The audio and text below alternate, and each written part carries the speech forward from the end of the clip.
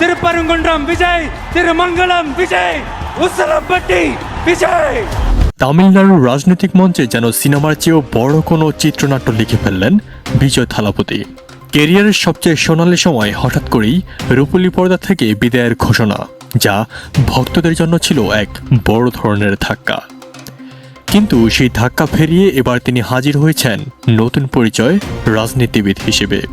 নিজের করা দলটির দিকে রাজ্য সম্মেলনের লাখ সমর্থকের সামনে তার জ্বালাময়ী বক্তব্য যেন আগুন ধরিয়ে দেয়। ভারতের রাজনৈতিক অঙ্গনের সিনেমার নায়ক এবার বাস্তবের ময়দানে। আর প্রথম লড়াইয়ে তিনি দেখালেন এটা কেবল প্রবেশ নয়, শক্তিশালী আগমন। 2026 সালে বিধানসভা নির্বাচন ঘিরে ভারতের 5টি গুরুত্বপূর্ণ রাজ্য পশ্চিমবঙ্গ, আসাম, কেরালা, তামিলনাড়ু এবং পুদুচেরি জুড়ে চলছে উত্তেজনাপূর্ণ ভোট গণনা। আর এই উত্তেজনার কেন্দ্রবিন্দু হয়ে উঠেছে তামিলনাড়ু, যেখানে প্রথমবার নির্বাচনে নেমে বিজয়ের দল টিভিকে দেখিয়েছে অবিশ্বাস্য উত্থান। রাজ্যের 234টি আসনের মধ্যে সরকার গঠনের জন্য প্রয়োজন মাত্র 118টি আসন। আর সেখানে এখন পর্যন্ত 106টি আসনে এগিয়ে রয়েছে এই নবাগত দল।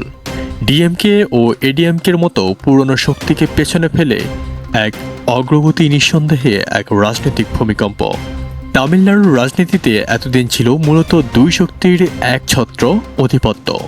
ডিএমকে এবং এডিএমকে মুখ্যমন্ত্রী এম.কে. স্ট্যালিনের নেতৃত্বাধীন ডিএমকে যেখানে দীর্ঘদিন ধরে শক্ত অবস্থান ধরে রেখেছিল, সেখানে বিজয় টিভিকে সে পুরো সমীকরণটাই পাল্টে দিয়েছে। নির্বাচনের লড়াই এখন কার্যত ত্রিমুখী, আর তাতে সবচেয়ে বেশি চাপ পড়েছে ডিএমকের দিকে। ডিএমকের পেছনে পড়ে গিয়ে তাদের অবস্থান এখন দুর্বল। 50 বছরের বেশি সময় ধরে চলা দ্বিমুখী রাজনীতির এমন ধাক্কা আগে খুব কমই দেখা গেছে। ইতিহাস বলছে তামিলনাড়ুর রাজনৈতিক নিয়ন্ত্রণ এক শত্রু ছিল কংগ্রেসের হাতে 1947 থেকে 1967 সাল পর্যন্ত। এরপর দ্রাবিড় রাজনৈতিক উত্থানে ডিএমকে ও এডিএমকে হয়ে উঠেছে প্রধান শক্তি।